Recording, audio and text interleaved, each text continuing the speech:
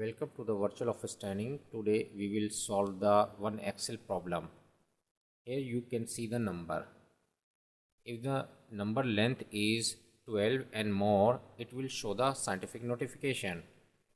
How can we get rid of this problem? We can use the trim function.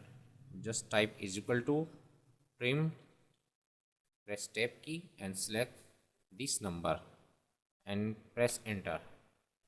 It will show the number, and drag it to the bottom. It will show all the number.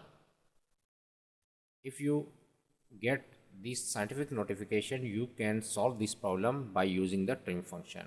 Hope this tip will be very helpful for you. Thanks for watching.